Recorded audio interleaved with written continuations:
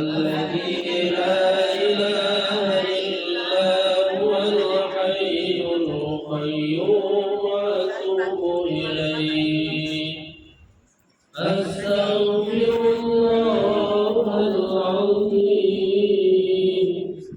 الذي لا إله إلا هو الحي القيوم وأتوب إليه أستغفر الله العظيم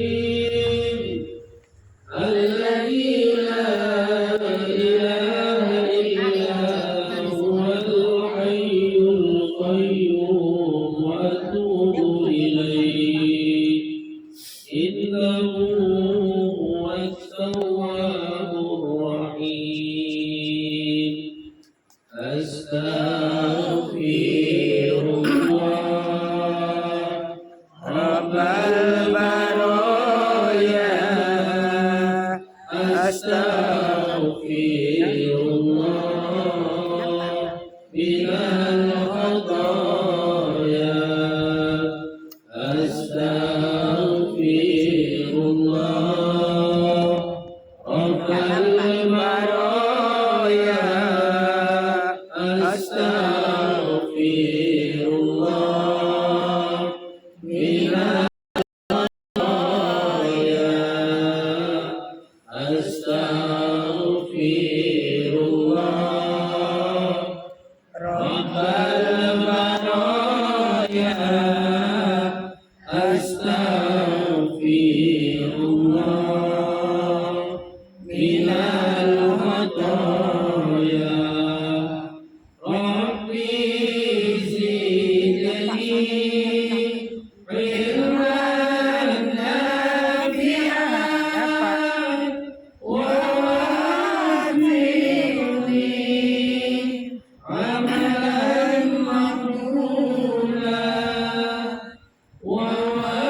ووهب لي رزقا واسعا وتب علي توبة نصوحا وتب علي توبة نصوحا أستغفر الله رب البرايا أستغفر الله من الخطايا أستغفر الله رب البرايا أستغفر الله من الخطايا يا Tuhan kami ampun dosa-dosa kami, orang tua kami, dosa guru kami, para pemimpin kami, dosa muslimin dan muslimat, kaum mukminin dan mukminat. Astaghfirullah Rabbal baraya. Astaghfirullah minal khataya. Astaghfirullah Rabbal baraya.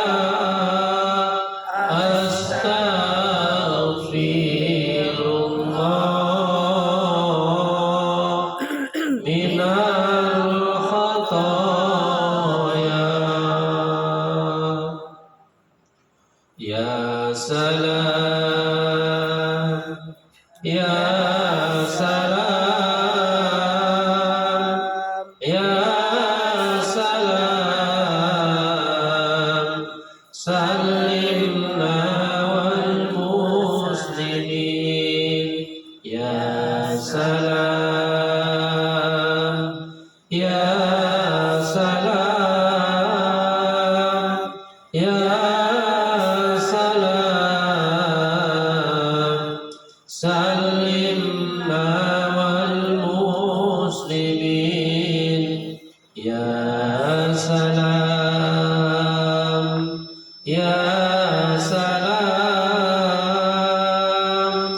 ya salam, salimna wal muslimin. Allahumma antas salam wa minkas salam wa ilaika ya'udus salam fahayyina rabbana bis salam وأدخلنا الجنة دار السلام تباركت ربنا وتعاليت يا ذا الجلال والإكرام سبحان الله والحمد لله ولا إله إلا الله والله أكبر سبحان الله والحمد لله ولا إله إلا الله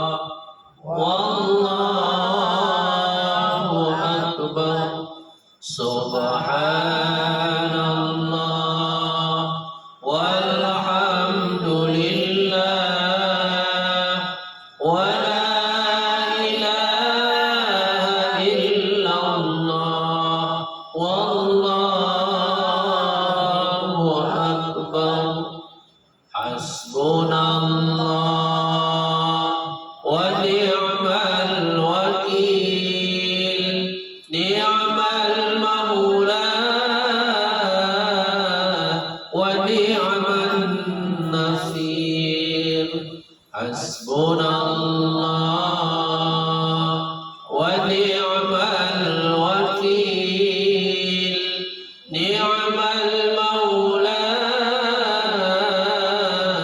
ونعم النصير حسبنا الله ونعم الوكيل نعم المولى ونعم النصير ولا حول ولا قوة إلا بالله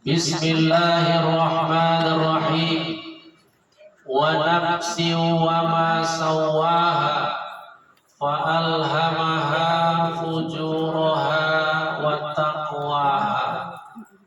Qad aflaha man zakkaha wa qad khaba man dassaha. Demi diri dan penyempurnaannya, maka Allah telah mengilhamkan, telah menanamkan dalam diri tersebut dua sifat bawaan, dua karakter. Yang pertama ujur, yaitu ingkar, melawan. Yang kedua takwa, yaitu tunduk atau patuh. Maka beruntunglah orang-orang yang selalu membersihkan diri dan jiwanya. Rugilah orang-orang yang selalu mengotori diri dan jiwanya. Surah Asy-Syams ayat 7, 8, 9, 10. Shadaqallahul azim wa shadaqa rasuluhun nabiyul karim wa nahnu ala dzalika minasyahidin wasyakirin walhamdulillahi rabbil alamin. Alhamdulillah wa syukrulillah. Segala puji dan syukur mari sama-sama kita ucapkan, kita persembahkan, kita panjatkan dan kita sanjungkan yang sebesar-besarnya, setinggi-tingginya kehadiran Allah Subhanahu wa taala. Siang menjelang sore hari yang berbahagia ini, kehadiran dan kebersamaan kita di tempat ini semuanya adalah atas izin dan ridha Allah. Bukan ridho Rani ya, tapi ridha Allah. Artinya kalau Allah sudah meridhoi, Allah sudah merestui, nggak ada yang bisa menghalangi. Tapi kalau Allah nggak meridhoi, Allah nggak tidak merestui, pasti ada saja halangan, ada alasan. Jadi kita yang hadir pada kesempatan ini adalah orang-orang yang diridhoi oleh Allah untuk hadir di sini ya. Bukan yang semata-mata dalam hidup di dunia ini. Jadi kita ini orang-orang yang dipilih oleh Allah dari sekian banyak mungkin anggota Majelis Taklim SAB yang terdaftar, tapi yang bisa hadir inilah yang sebenarnya mendapat ridho langsung dari Allah. Maka oleh karena itu pada kita yang bisa hadir pada kesempatan ini, mari lebih banyak, lebih besar rasa syukur kita kepada Allah.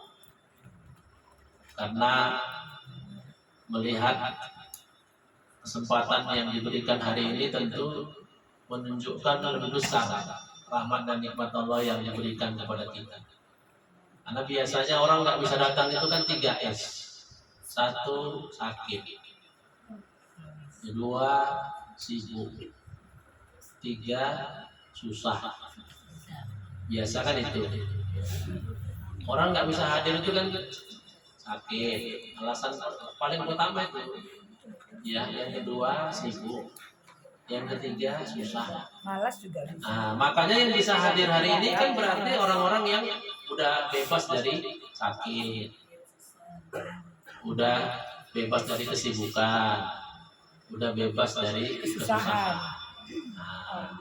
Itu makanya kita harus banyak bersyukur. Semoga Allah tambahi yang telah diberikan menjadi lebih banyak, lebih besar dan lebih berkah lagi. Salawat dan salam mari sama-sama kita ucapkan dan kita hadiahkan yang sebanyak-banyaknya dan seikhlas-ikhlasnya kepada Habibullah, kekasih Allah, dan Habibuna, kekasih kita semua, yaitu Rasulullah Muhammad sallallahu alaihi wasallam. Allahumma sholli wa sallim wa barik alaihi.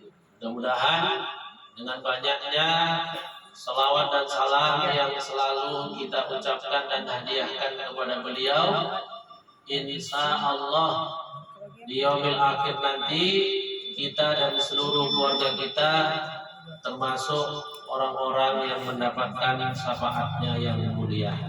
Amin. Amin ya rabbal alamin. Kayaknya kedengaran suara yang di dalam aja.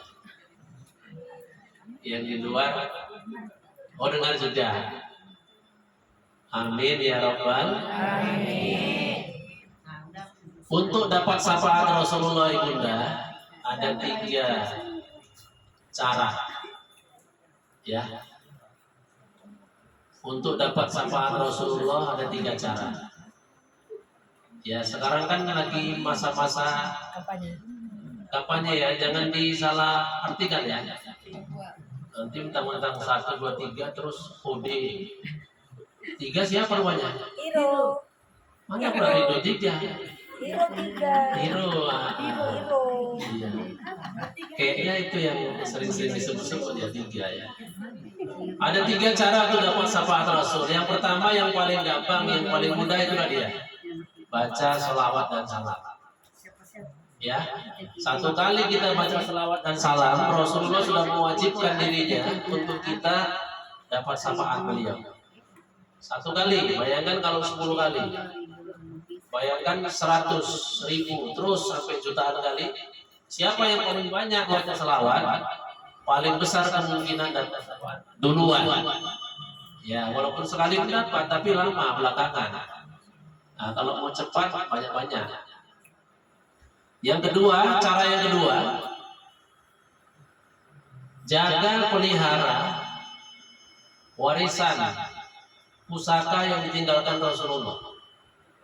Ibu udah tahu ada berapa pusaka yang ditinggalkan Rasulullah? Jakarta. Ada? Tua. Yang betul nih 2, 1, 2, 3. Pilihannya yang betul yang mana? 2 ya, ada yang bilang 2. Ada. Iya, kayaknya pilihannya beda-beda. 2 berani. Iya. 1 hadis mengatakan 2, tapi 1 hadis mengatakan 3. Mungkin yang 3 ini jarang kedengaran, tapi ada. Yang pertama, hadis yang pertama 2. Itulah dia ya. Taraktu fikum amroini ma in tamassaktu bihima lan tadillu abada kitaballah wa sunnata rasulih. Aku tinggalkan kepada 2 hal, 2 pusaka yang apabila kau berpegang teguh tidak akan sesat selama-lamanya. 1, kitab Allah Al-Quran. 2, sunnah Rasulullah, hadis berarti. Di hadis yang lain Rasulullah ada katakan, ya, di hadis yang lain. Yang bunyi ini apa sekarang? Iya, ada story. Rasulullah katakan yang diwariskan beliau itu ada 1 ahlul bait, keturunan beliau. Ya, ahlul bait itu termasuk yang ditinggalkan oleh beliau. Yang kedua adalah ulama. Al-ulama warasatul anbiya. Ulama adalah pewaris. Iya, berarti di hadis yang lain ditambahi selain kitab Allah, pusaka Nabi dan juga hadis, tapi juga ada ahlul bait, keturunan beliau, dan juga ada ulama. Ya, iya, dikategorikan 1 lah itu. Karena kalau dulu kan ahlul bait itu kan memang ulama. Sekarang aja ahlul bait tak apa-apa. Iya betul. Ya kan?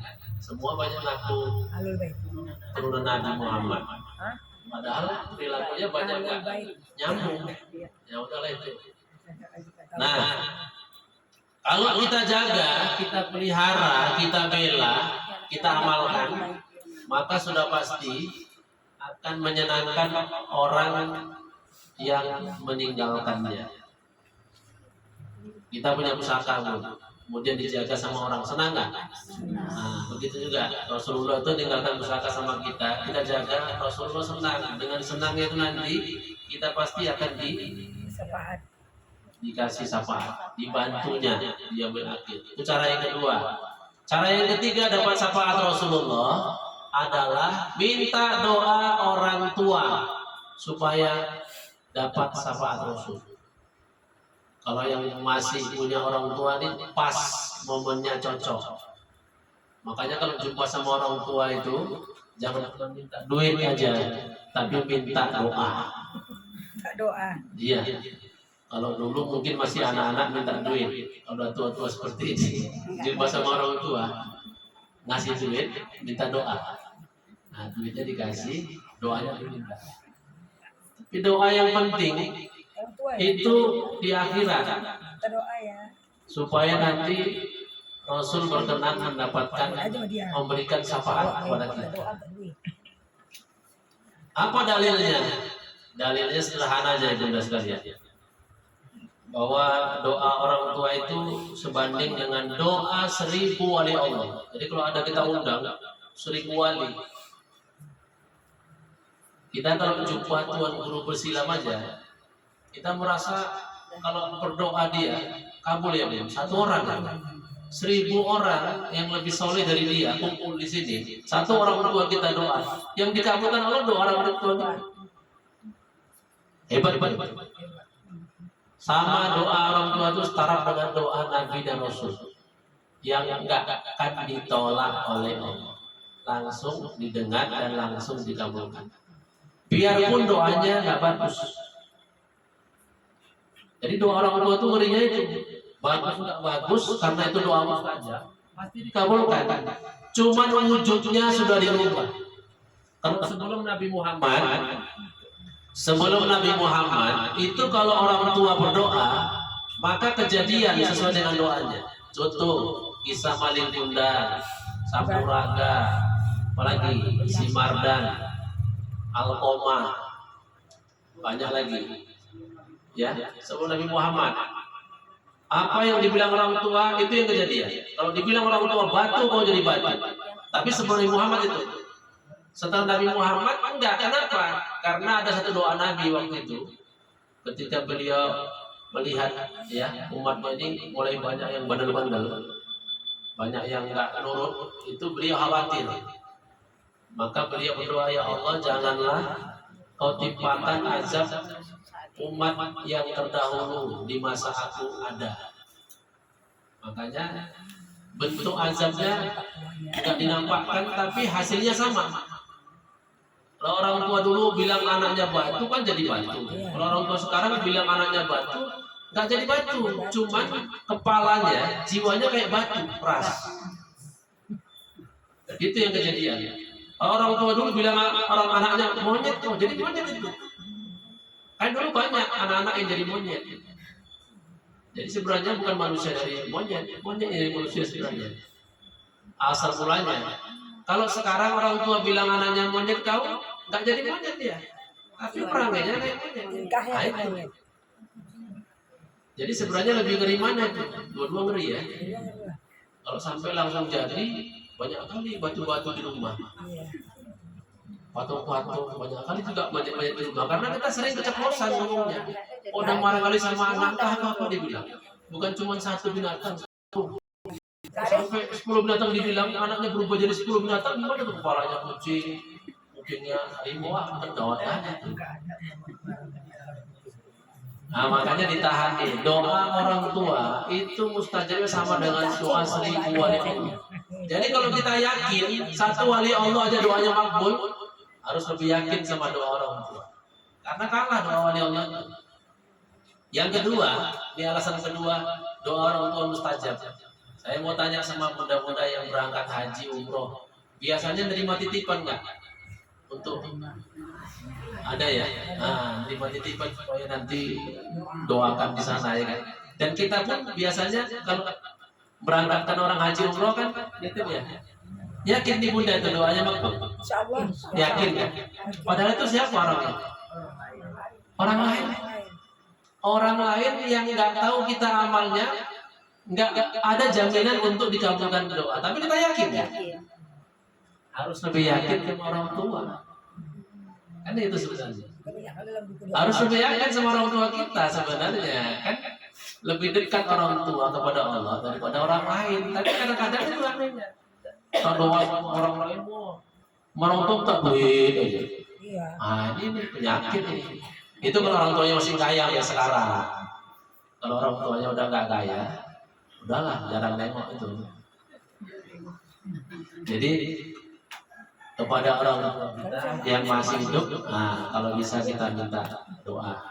Kalau berdoa untuk kita, ya Allah berikanlah anakku nanti di akhirat syafaat Rasulullah, pasti dapat. Pasti dapat karena doanya pasti makbul. Kalau udah meninggal macam mana? Nah, kita pula ya doakan orang tua. Gak mungkin lagi pula orang tua doakan kita. Kalau orang tua sudah meninggal, maka kita yang mendoakan orang tua. Nanti doa-doa kita itu akan disampaikan malaikat itu ke dalam kubur. Dan kalau nanti orang tua dapat berita, oh anakmu di dunia mendoakan gini-gini, orang tua kan senang tuh di alam barzah. Nah, boleh jadi dia di alam barzah itu akan berdoa untuk kita. Nah, nggak perlu kita minta pun. Dia mungkin di alam akhirat di alam barzahnya dia akan berdoa, ya Allah. Ah, pasti makbul. Kalau orang tua itu kan jangankan yang baik, yang buruk aja makbul. Apalagi yang baik. Makanya iya, walaupun sudah meninggal kan tetap orang tua. Nggak pernah ada kejadian mantan orang tua, nggak ada ya. Kalau suami bisa jadi mantan suami kan gitu. Kalau orang tua itu yang meninggal sama bekas bapakku kan nggak ada itu. Bekas bapakku nggak ada. Ya, itulah contoh ya. Nah, itulah 3 cara untuk mendapatkan syafaat Rasulullah. Jadi kita tahu 3 cara ini supaya kita boleh milih. Kalau bisa 3-3-nya kita buat, pasti lebih bagus. Kalau nggak bisa, ya cobalah. Mana yang paling bisa? Mana tahu baca selawat nggak sempat, kan? Karena repot, sibuk, ya udahlah. Jaga warisan Rasul. Nggak itu juga nggak bisa, nah udah. Sering-sering aja jumpa sama orang tua. Kalau nggak ada orang tua kandung macam mana? Pokoknya orang tua lah. Ya orang yang tua di sini, yang nampak-nampak soleh. Yang tua-tua kelapa lah, jangan tua-tua keladi. Tua kelapa itu makin tua kelapa ya, makin tua makin berkuah, makin bertuah dia. Nah, kalau tua keladi kan makin tua makin. Nah, bedanya kalau disentuh. Kalau kelapa disentuh kan nggak gatal. Kalau keladi, nah itu. Ada yang gatal ya. Iya. Ibunda sekalian yang saya hormati dan muliakan, pertama sekali yang sama-sama kita hormati dan muliakan adalah ahli bait sekeluarga dan berkeluarga di rumah ini. Semoga semuanya dalam keadaan sehat walafiat. Kemudian selanjutnya yang sama kita hormati dan muliakan adalah orang-orang tua kita dalam majelis taklim yang berbahagia ini, khususnya kepada bunda-bunda pengurus majelis taklim Serikat Amal Baik. Mudah-mudahan semuanya juga dalam keadaan sehat walafiat. Amin ya rabbal alamin. Hari ini ya. Tes. Jadi kayak penyanyi rock.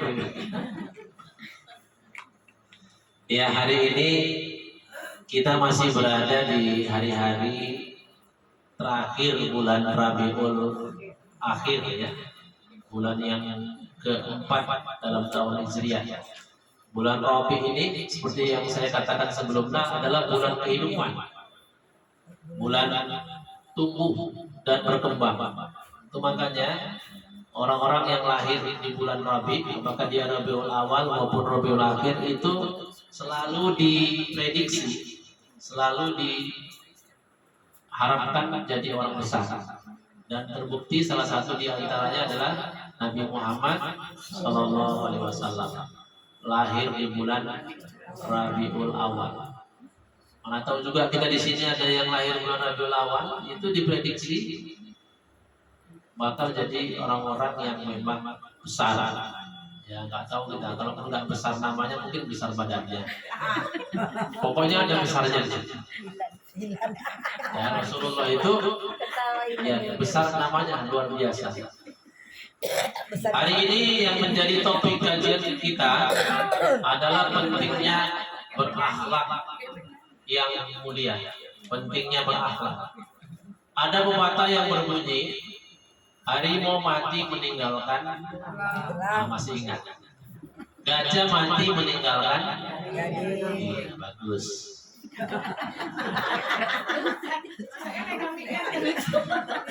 Kalau gini buat manusia mati meninggalkan, pas. Kalau harimau mati meninggalkan belang. Meninggalkan warisan. Itu kalau ada kan. Kalau nama kan pasti ada. Kalau warisan belum tentu ada. Gajah mati meninggalkan belang. Ini yang di Gading. Ya, berarti kan masih pinter ya. Ulangi, harimau mati meninggalkan belang, gajah mati meninggalkan gading. Karena itu pasti ada. Kemudian manusia mati meninggalkan. Ketika kita coba memahami pepatah ini, rupanya pepatah ini dibuat dulu oleh orang-orang tua kita, bunda sekalian. Itu bukan karangan-karangan, tapi memang betul dari pengetahuan dan pemahaman yang mendalam. Kenapa manusia mati meninggalkan nama? Atau enggak bilang manusia mati meninggalkan jasad gitu kan? Atau meninggalkan yang lain? Karena sederhananya saja, orang tua dulu mengatakan bab dari kecil sampai kita tua yang selalu menjadi identitas kita itu nama, bukan ilmu, bukan harta, bukan jabatan. Iya kan? Sekalipun kita orang banyak ilmu atau orang kaya, orang besar, nama kita belum tentu yang kita miliki itu bisa membuat kita dikenal sama orang, belum tentu. Tergantung baik nggak kita, punya ilmu banyak, tapi nggak pernah ngajari orang, nggak dikenal kita orang yang punya banyak ilmu. Punya harta banyak, tapi nggak mau bagi sama orang, nggak ingat orang kita orang yang banyak harta. Kenapa? Karena satu liper pun nggak keluar. Ya. Tapi kalau nama pasti akan menjadi identitas utama. Sehingga itulah maka muncul pepatah manusia mati meninggalkan nama.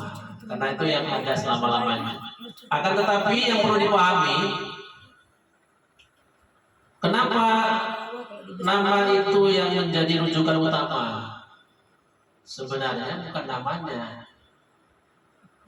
Sebenarnya bukan namanya itu ibunda yang menjadi ditinggalkan atau dikenang orang, tapi perbuatan dari orang yang punya nama itu. Kebaikannya. Kalau nggak ada perbuatan yang menonjol, pasti namanya nggak terkenal. Ada dua yang menyebabkan nama kita dikenal sama orang. Satu, baik kali. Dua, jahat kali. Kalau yang nggak ada biasa-biasa aja pasti nggak dikenal orang. Yang berantem tawar. Yang biasa-biasa ini kan paling banyak. Kalau yang baik kali sama yang jahat kali itu kan satu-satu. Contoh, kalau kita bicara tentang kebaikan, orang yang paling jujur, kita nanti ingat tuh sama satu orang. Pasti kita ingat sama satu orang. Di pengajian kita dulu ada ibu yang paling jujur. Terus ingat ya namanya. Yang membuat orang ingat namanya itu apa ibu? Karena perbuatan baiknya. Sama nanti kalau bicara orang yang paling ramah, terus ingat kita. Dulu ada ibu yang paling ramah, namanya ini. Ini cerita kalau sudah nggak ada. Kalau yang masih ada nanti dulu. Cerita yang udah nggak ada kan tadi itu kan manusia mati meninggalkan. Gitu juga kalau bicara kejahatan, orang yang paling jahat yang suka nyolong. Siapa namanya? Tahu tuh? Ingat namanya itu bukan karena namanya, tapi karena perbuatannya. Berarti penyebab manusia dikenang ketika dia nggak ada, ya namanya itu dikenang itu bukan karena namanya, tapi karena perbuatannya. Itulah sebabnya maka dalam hidup ini kita harus memilih, dalam berbuat mana yang mau kita lakukan, yang baikkah atau yang burukkah. Karena itu yang pasti dikenal dan dikenal. Kalau nggak berbuat nggak dikenal, diem aja, hampir kali atau dia jelek kali, nah, pasti dikenal. Dan dua-dua ini bunda dalam diri kita ada, tinggal kita aja mengembangkannya. Sejak Allah menciptakan diri kita dan menyempurnakan penciptaannya, dua ini sudah ditanamkan dalam diri kita dalam bentuk kepribadian atau karakter. Itulah yang dalam Quran disebut dengan ujuraha wa taqwaha. Dalam diri belum muncul dia, tapi sudah ada. Makanya kan kadang-kadang kita kalau sedang sendiri ya Bu, kan ada itu muncul dalam diri kita itu dua dorongan atau dua bisikan. Misalnya kita waktu kosong ini, jam istirahat, ada yang muncul tuh, satu mengatakan daripada santai kan bagus sholat sunat. Satu mengatakan ngapain, udah makan aja, kan lagi istirahat. Makanya lihat nanti kalau di karyawan apa itu, kalau di karyawan di perusahaan apa itu, ketika ada jam istirahat ada orang yang langsung ke musola, ada yang ke warung, nggak keluar sampai jam masuk lagi. Kenapa bisa seperti itu? Satu ikuti dorongan yang baik, satu ikuti dorongan yang buruk. Dua-duanya selalu ada dalam diri kita dan tidak bisa pula dua-duanya dihilangkan. Karena memang manusia itu makhluk yang lengkap dari makhluk yang lain. Ada makhluk yang baik, nggak ada buruknya, malaikat. Ada makhluk yang buruk aja, nggak ada baiknya. Itulah dia. Bilang setannya dalam semangat kali kemarin. Setan buruk, nggak ada baiknya. Sekali baik ya itu bantuin orang buat jahat. Kebaikannya tuh bantuin orang buat jahat. Nggak ada. Jadi manusia ada baik ada buruk. Siapa yang bisa mengalahkan keburukannya jadi baik, dia lebih tinggi derajatnya dari malaikat. Tapi sebaliknya gitu juga. Siapa yang hancur kebaikannya oleh keburukannya, maka dia lebih rendah daripada setan. Jadi kita sebenarnya dalam hidup ini ada dua dorongan. Kita disuruh pilih yang mana, mau jadi yang terbaik atau yang terburuk. Kalau jadi terbaik, ingatnya rumus Rasulullah. Rumus Rasulullah adalah khairun nas man tala umruhu wa hasuna amalu wa syarrun nas man tala umruhu wa su'u amalu. Ini rumus. Jadi orang baik, orang buruk. Sebaik-baik manusia adalah orang yang panjang umur, bertambah usia, tapi makin bagus amal perbuatannya. Dan seburuk-buruk manusia adalah orang yang panjang umur, bertambah usia, tapi buruk amal perbuatannya. Jadi kuncinya orang itu terbaik sama terburuk adalah dari perbuatannya, bukan dari namanya. Tapi sekali lagi, perbuatan itu akan mengingatkan nama kita. Perbuatan kita pasti akan mengingatkan nama kita kepada orang lain. Kalau saya sebutkan Fir'aun, pasti sudah tahu jahat. Kalau saya sebutkan ke Nabi Ibrahim, nah, terus tahu itulah pentingnya beramal, ya. Amal ini diartikan ibunda sekalian itu perilaku atau perbuatan. Berarti dalam hidup dan kehidupan ini kan kita disuruh milih yang baik-baik, ya, buat yang baik. Jangan buat yang buruk. Dalam bahasa tasawuf, istilah perbuatan ini disebut dengan nama akhlak. Ya, jadi kalau buat baik namanya akhlakul karimah, kalau buat buruk namanya akhlakul masmumah, ya, atau akhlakul qobihah. Sekarang ibunda sekalian, istilah akhlak ini udah dipakai pula di ASN, ya, di pemerintahan kita. Ada muncul semua pegawai pemerintah itu harus memiliki moto berakhlak. Cuman akhlak yang di sini bukan akhlak dalam pengertian agama itu, tapi singkatan. Itu berorientasi pelayanan. Akuntabel, ya kan?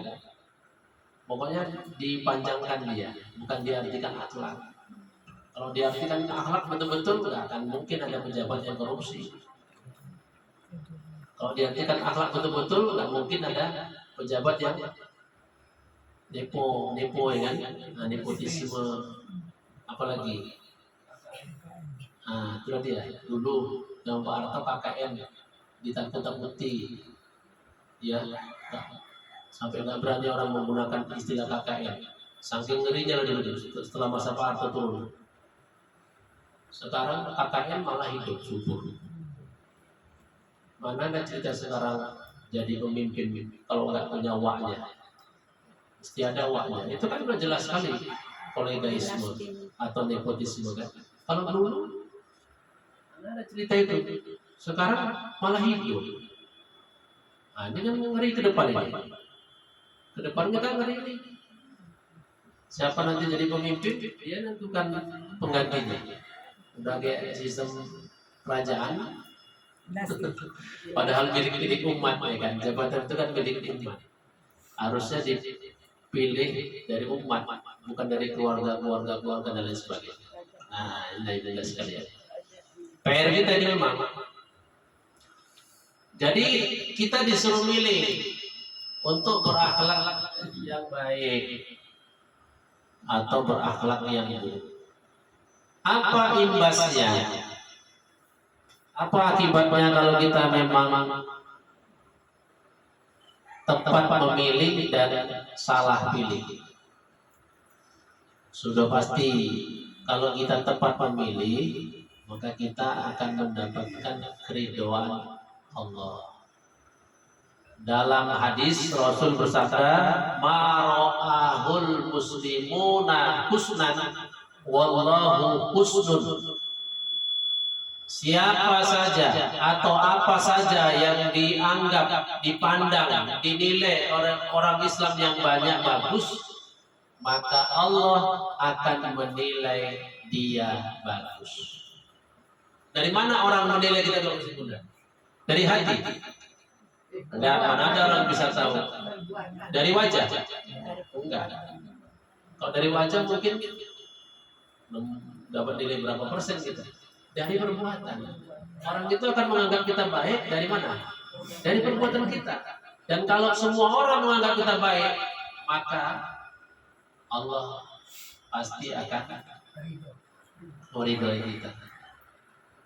Jadi enggak perlu repot-repot memproklamirkan diri jadi orang baik, ya.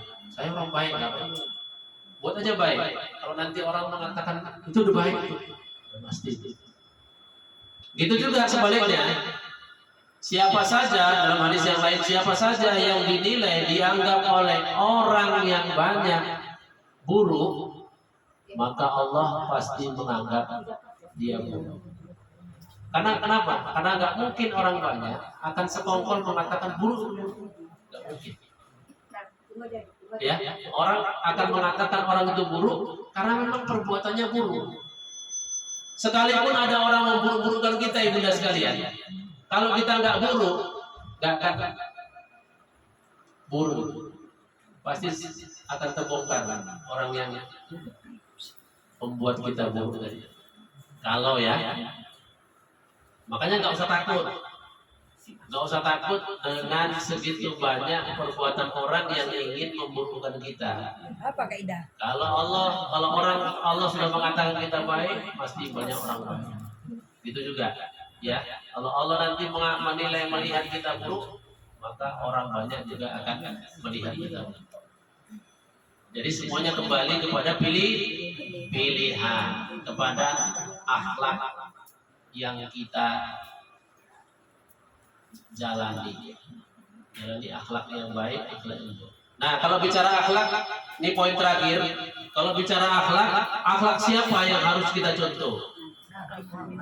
Nah, kita tahu tadi kan ada akhlak baik, ada akhlak buruk. Tapi kalau bicara akhlak ini kan kita nggak bisa tentukan ya bunda. Contoh orangnya yang mana? Kalau contoh Nabi dan Rasul itu banyak, ada 124.000 Nabi dan Rasul. Jadi yang mana yang mau dicontoh? Nah, tentu yang paling utama adalah Rasulullah Shallallahu Alaihi. Akhlak Rasulullah macam mana? Akhlak Rasulullah itu ketika ditanya sahabat kepada istri beliau yang bernama Sayyidah Aisyah radhiyallahu anha, khuluquhul Quran. Akhlaknya adalah isi Al-Quran. Jadi apa yang ada dalam Quran itu akhlak Rasul. Maksudnya yang diperintahkan Allah kerjakan, yang dilarang Allah tinggalkan. Isi Quran itu aja Bu, yang penting. Yang diperintahkan Allah kerjakan, yang dilarang Allah tinggalkan. Kalau kisah-kisah yang ada dalam Quran itu cukup diambil pelajaran aja. Yang penting apa yang disuruh kerjakan, apa yang dilarang tinggalkan. Samalah dengan yang dibuat oleh Rasulullah SAW. Tapi kalau mau diringkas, 3 contoh akhlak yang paling penting aja. Kalau mau diringkas, 1, akhlak Rasul terhadap diri sendiri. Yang kedua, akhlak Rasul terhadap sesama Muslim. Maksudnya 1, agama, akidah. Yang ketiga, akhlak Rasulullah terhadap manusia. Yang pertama, akhlak Rasulullah terhadap diri sendiri. Rasulullah itu paling ketat, paling peduli terhadap diri sendiri. Lihat dalam sejarah ibunda sekalian, Nabi Muhammad itu sakit hanya 2 kali. Pertama, ketika diguna-gunai. Nabi Muhammad pun juga pernah kena guna-guna. Nabi Muhammad aja pernah kena guna-guna padahal dijaga malaikat ketat. Apalagi kita. Sekali Nabi Muhammad kena guna-guna, badannya berat.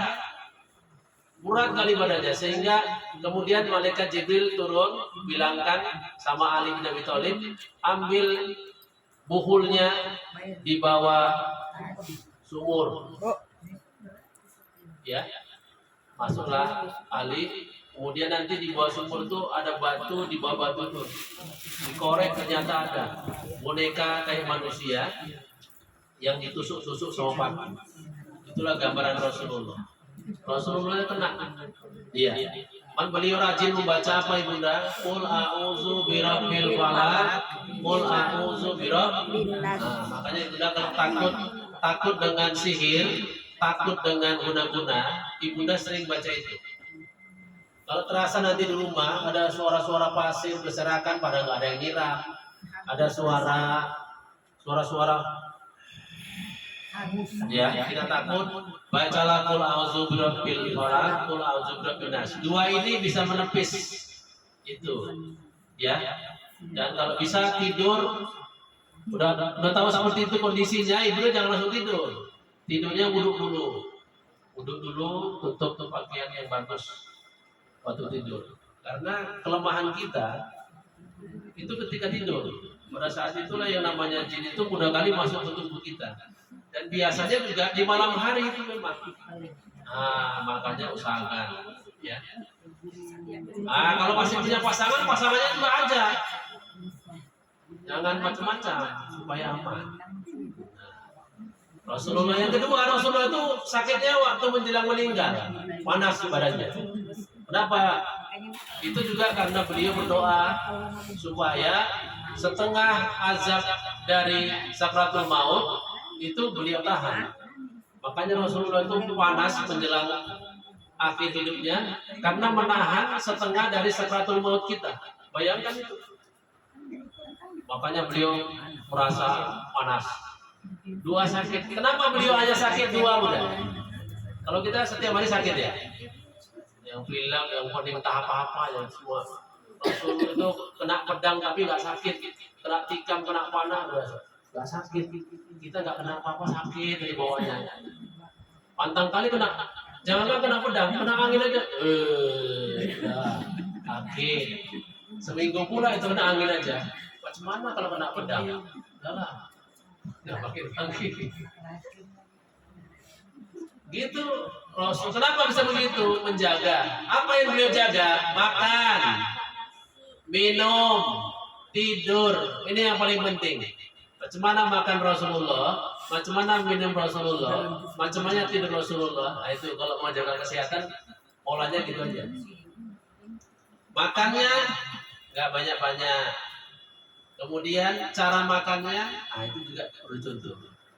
Kadang-kadang kan kita makannya mungkin nggak banyak, tapi cara makannya salah-salah. Ya kan? Makan minum kalau Rasulullah itu nggak ada berdiri, duduk. Kemudian beliau kalau minum sama kayak makan. Kalau makan bagaimana Bunda? 1, 2, kan nggak langsung habis. Nah, minum gitu juga. Berteguk-teguk. Nggak boleh minum satu teguk. Nah itu nggak ada. Ya. Jadi duduk, kemudian minumnya juga, makan minumnya juga. Kemudian nggak boleh sampai kenyang.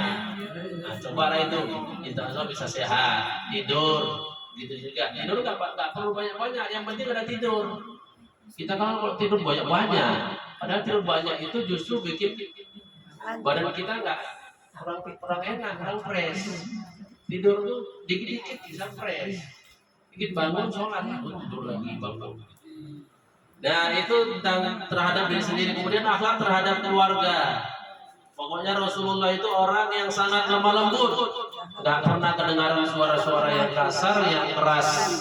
Karena beliau kalau marah gak pernah mulutnya bocor ember.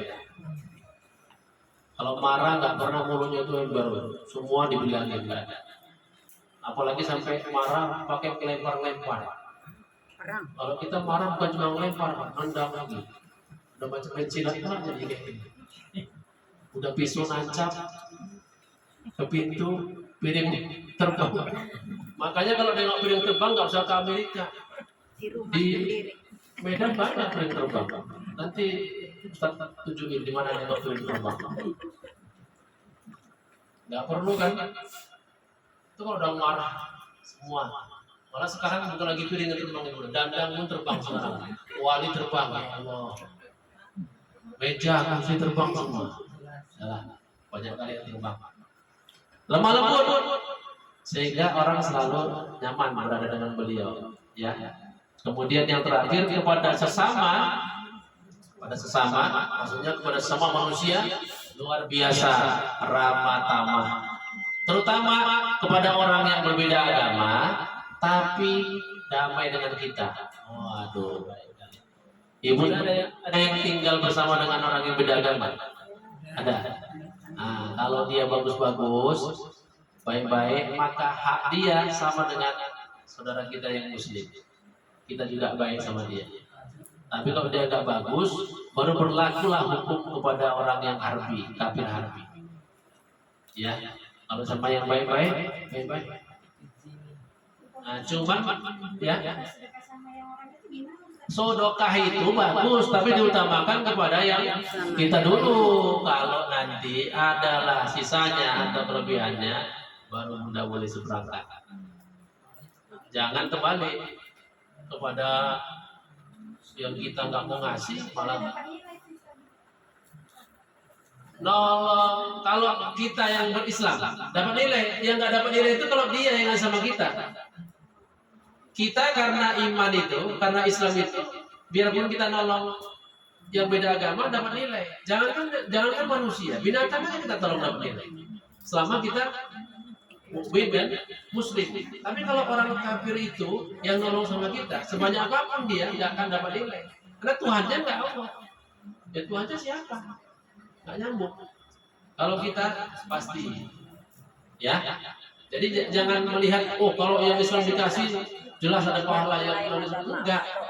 Yang dilihat susahnya, bukan agamanya, tapi utamakan yang kita dulu, baru nanti nyebrang. Sama itu, kalau kita mau ngasih hadiah, boleh nggak sama orang kaya? Boleh. Boleh, tapi harus orang yang susah dulu kita kasih. Jangan orang kaya dikasih, yang susah dilewati. Nah, itu kan.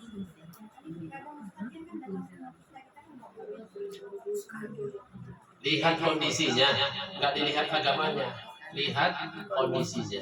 Memang betul nggak dia susah. Kalau kita nggak yakin, oh dia nokoh ini nggak usah. Ya, nah itu jadi.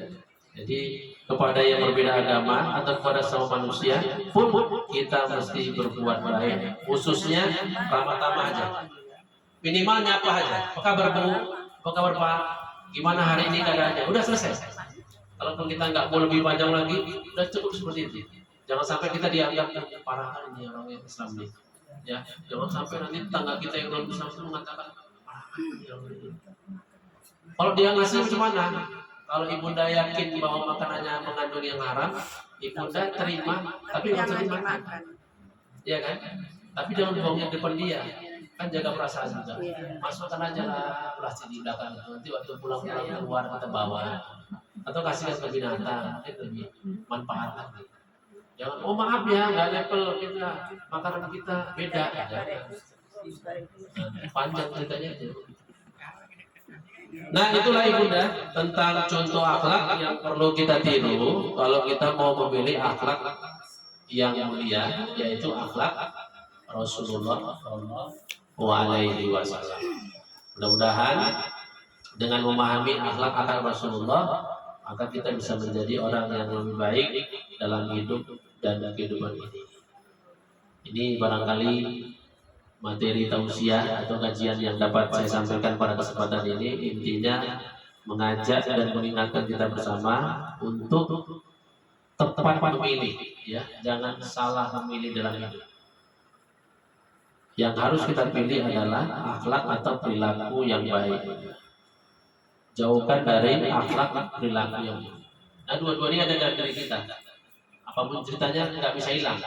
Tapi kalau kita menjadi orang yang terbaik, maka yang akhlak baik itulah yang perlu kita miliki, dan akhlak yang buruk ya kita tahan, kita pendam, jangan dikeluarkan. Demikian tausiah yang dapat saya sampaikan. Mudah-mudahan ada manfaatnya dan bisa menjadi pencerahan bagi kita semua. Silakan. Kuburan?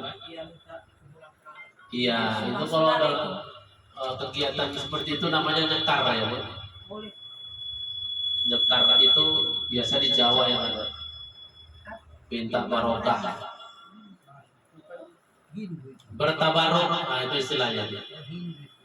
Kalau kita berdoa menjadikan orang mulia sebagai wasilah, boleh. Tapi kalau kita berdoa atas nama dia, itu yang salah. Jangan atas nama dia, atas nama Nabi Muhammad pun nggak boleh. Ya, tapi kalau kita menjadikan wasilah boleh. Dengan ya Allah, ya, dengan kemuliaan Nabimu, ya, dengan kebesaran Nabimu, hamba bermohon. Nah, itu bisa. Tapi kalau kita mengatakan langsung atas nama makam ini, atas nama kuburan ini, nah itu ya nggak boleh. Iya. Apalagi sesajen itu lebih nggak boleh lagi.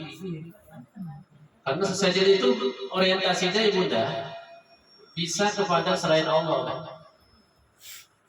Jadi sebaiknya hal-hal yang seperti itu kalau kita pelajari dulu, kita pahami dulu, nggak usah dibuat. Dulu sebenarnya yang saya tahu wali-wali dulu pakai gitu kalau makan kemenyan, tapi bukan untuk berdoa, untuk mengusir nyamuk.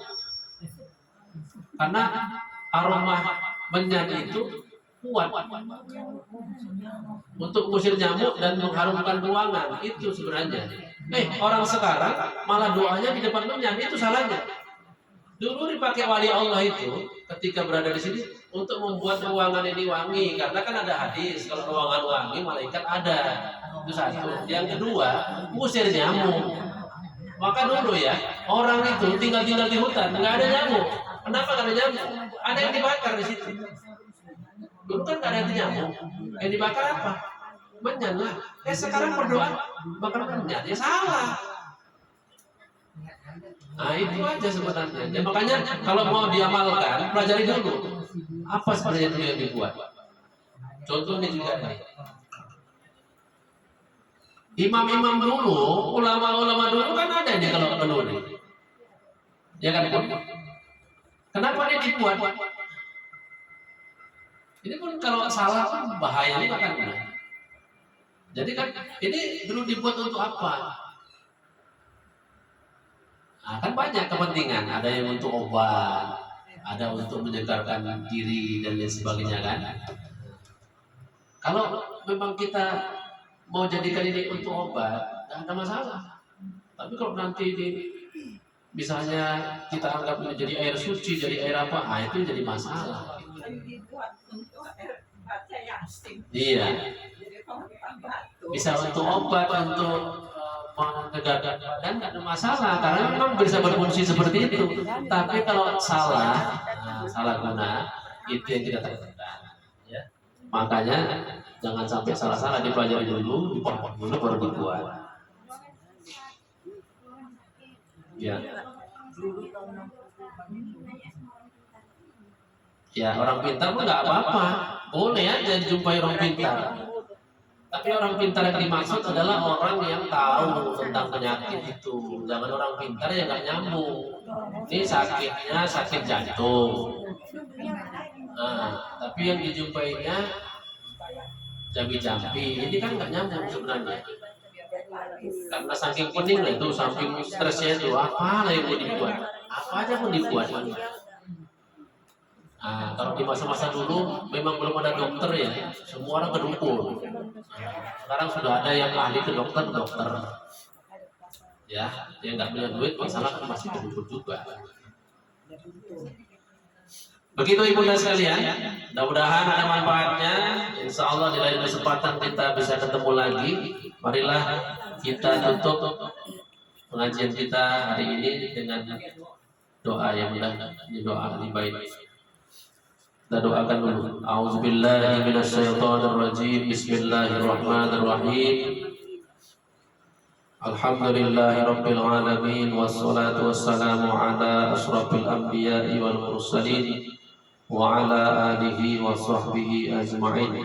Allahumma ij'al jam'ana hadza jam'an marhuman wa tafaqna min ba'dihi tafarruqan ma'sumah wahdina siratal mustaqimah. Allahumma bi barakati jam'ina wa bi barakati qira'atina min suratil Fatihah wa min suratil Ikhlas wa min al-ma'udatain hadiyatan minna balighatan wasilatan kamilatan syamilatan ila ruh nabiyyina Muhammadin sallallahu alaihi wasallam wa ila arwahi jami'i ikhwanihi minal anbiya'i wal mursalin wa khususan ila arwahi man ijtama'na hahuna bisababihim min ahli hadzal bait, yakni ila ruh abina almarhum Badaruddin Lubis almarhum Lube Husin Lubis, wa ila ruh abina almarhum Ridwan Lubis bin almarhum Badaruddin Lubis, wa ila ruh abina almarhum Rinaldi Lubis bin almarhum Badaruddin Lubis, wa ila ruh abina almarhum Ismail Lubis bin almarhum Badaruddin Lubis, wa ila ruh abina almarhum Haji Muhammad Syafi'i Lubis bin almarhum Jason Lubis. Wa ila ruh ummina almarhumah Qanaah binti almarhum Qohar. Wa ila ruh abina almarhum Syahrial Lubis bin almarhum Muhammad Syafi'i Lubis bin usulihim wa min furuhi min ahli hadzal bait. Wa ila arwahi jami'i ahli al-qubur minal muslimin wal muslimat wal mu'minin wal mu'minat min masyariqil ardi ila magharibiha bi rahmatika ya arhamar rahimin. Allahumma ighfir lahum warhamhum wa'afihim wa'fu anhum wa akrim nuzulahum wa wasi' madkhalahum waj'alil jannata mathwahum waj'al quburahum rawdatan min riyadil jannah wa la taj'al quburahum hufatan min hufarin niran. Allahumma ya Syafi ya Syafi ya Syafi la shifaa illa shifaa'uk isfi maradona khususan isfi marad ummina Hajjah Zuraida Lubis shifaan ajilan ajilihi wa ajilihi la yugadiru saqaman waj'alha sihatan wa salamatan birahmatika ya arhamar rahimin. Allahumma sahil lana umurana min umuri dunya wal akhirah, khususan sahil umur Siti Umina Siti Aminah Lubis fi hamliha birahmatika ya arhamar rahimin waj'alha sihatan wa afiyatan wa salamah birahmatika ya mujibas sa'ilin. Allahumma ighfir lahum warhamhum wa'afihim wa'awanhum birahmatika ya arhamar rahimin. Rabbana ighfir lana dhunubana wa liwalidayna warhamhuma kama rabbayana shaghira wa li jami'il mu'minin wal mu'minat wal muslimin wal muslimat al ahya'i minhum wal amwat innaka antal ghafurur rahim.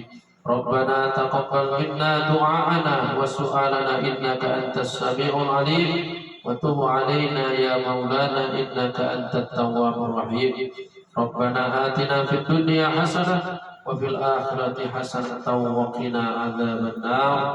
Wa sallallahu wa sallama ala sayyidina Muhammadin wa ala alihi wa sahbihi ajma'in walhamdulillahi rabbil alamin. Taqabbalallahu minkum Minna wa minkum taqabbal ya karim. Terima kasih atas segala perhatian. Mohon